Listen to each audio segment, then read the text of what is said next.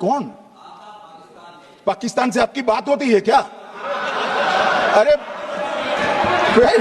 बैठ जाओ भाई।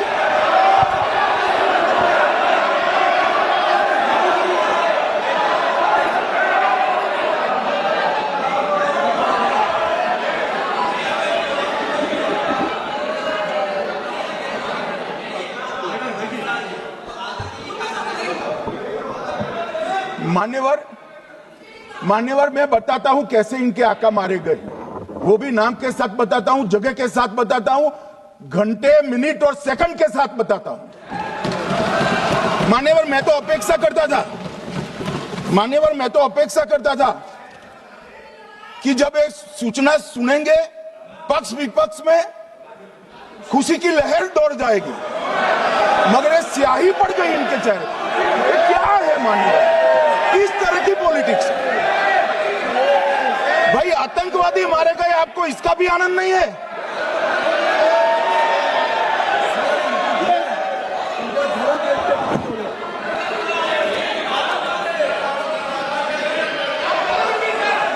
अखिलेश जी बैठ जाइए, मेरा पूरा जवाब सुनिए, आपका सब जवाब आ जाएगा।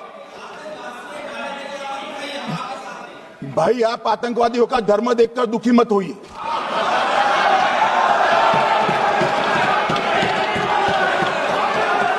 अखिलेश बैठ जाइए यार।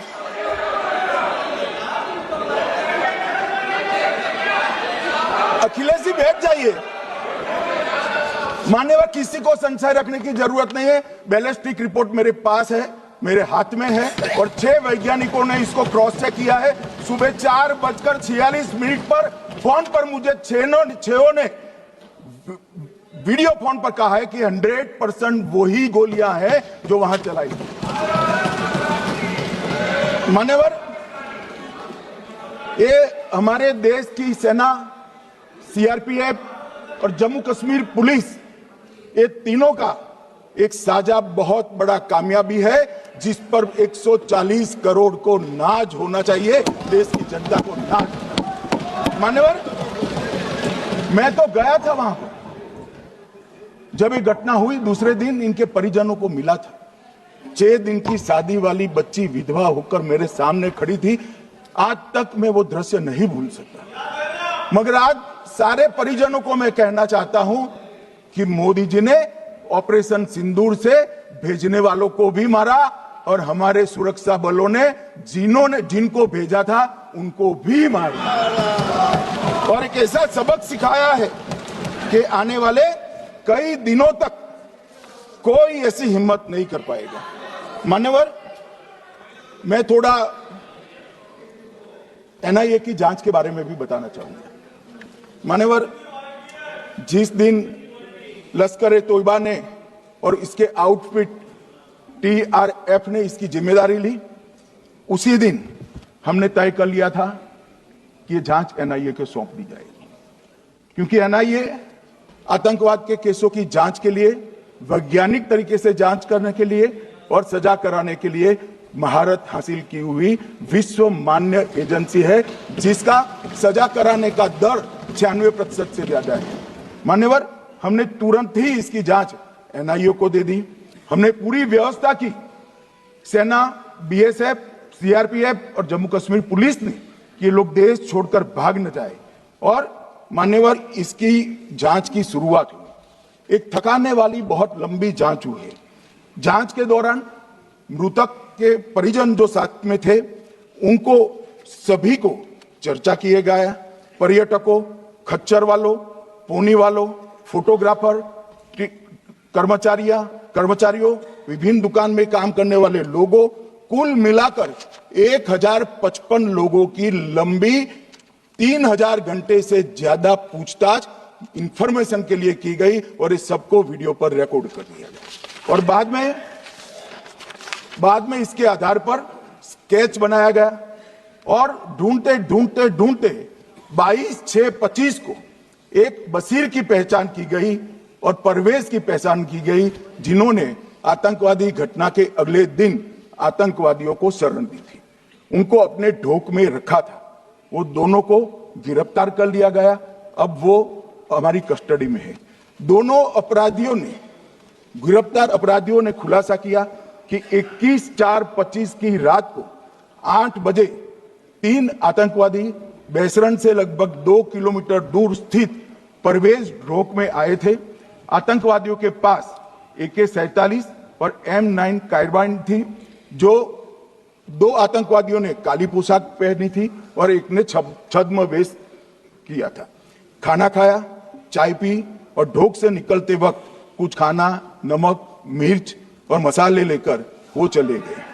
मान्यवर, उस वक्त हमने जिन खोखो को रिकवर किया था, इसको हमने चंडीगढ़ FSL में टेस्टिंग के लिए भेज दिया और जब चंडीगढ़ FSL में टेस्टिंग के लिए भेजा गया तो वही राइफल से एप्को आतंकी हमला हुआ था, वो भी निश्चित हुआ।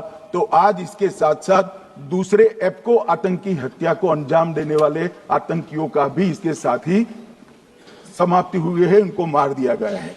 मान्यवर, और इसके बाद में स्केच बनाया गया।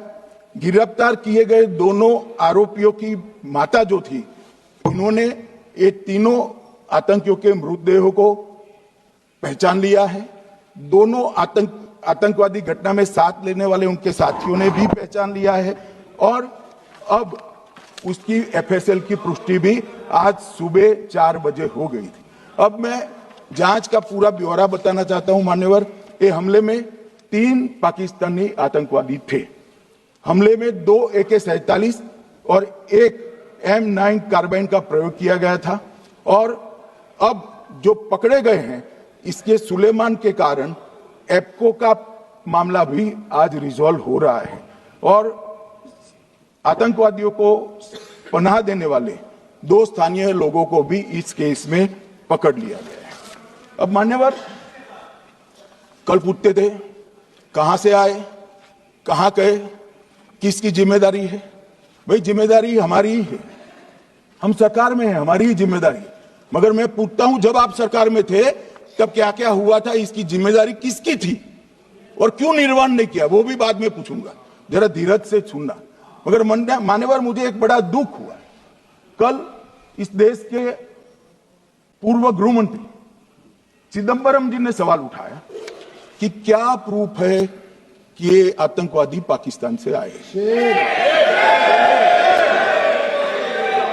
और मान्यवर, कब उठाया? जब संसद में चर्चा होने वाली थी। क्या कहना चाहते हैं चिदंबरम साहब? किसको बताना चाहते हैं? पाकिस्तान को बचाकर आपको क्या मिलेगा? वो ये कह रहे हैं कि और क्या है, मत जवाब दो।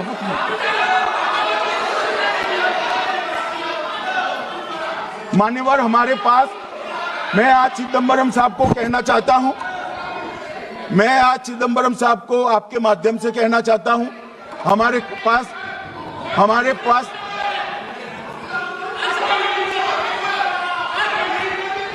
मान्यवर, हमारे पास प्रूफ है, वो भी मैं सदन के सामने रखना चाहता हूं कि ये तीनों पाकिस्तानी थे। 3 में से 2 के पाकिस्तान के वोटर नंबर भी आज हमारे पास उपलब्ध है। मान्यवर, ये राइफलें हैं, ये राइफलें भी हमारे पास उपलब्ध है। इनके पास से जो चॉकलेटें मिली हैं, वो चॉकलेटें ढोक में से मिली, वो भी पाकिस्तान की बनाई हुई चॉकलेट है। मान्यवर, ये कहते हैं कि पाकिस्तानी नहीं थे, इसका मतलब पूरी दुनिया के सामने इस देश का एक पूर्व गृह मंत्री पाकिस्तान को क्लीन चिट दे रहा है। और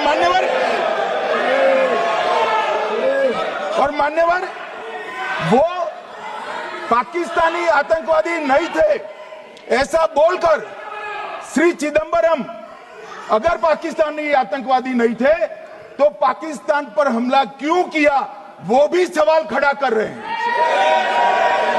मान्यवर, आज पूरी दुनिया में हमारे संसद सदस्य गए थे, स्वीकारा था कि हमला पाकिस्तान ने किया है। और इस देश का गृह मंत्री जो कांग्रेस पार्टी से आता है, वो कहता है कि क्या सबूत है। अरे, मुझसे मांगते हैं, मैं दे देता, टीवी से मांगते हैं, पूरी दुनिया के सामने उजागर करते हैं, सब सुबह खड़ा करते हैं। पाकिस्तान को बचाने का इनका ये षड्यंत्र आज 130 करोड़ लोग जान रहे हैं। बच नहीं पाओगे आप लोग, बच नहीं पाओगे।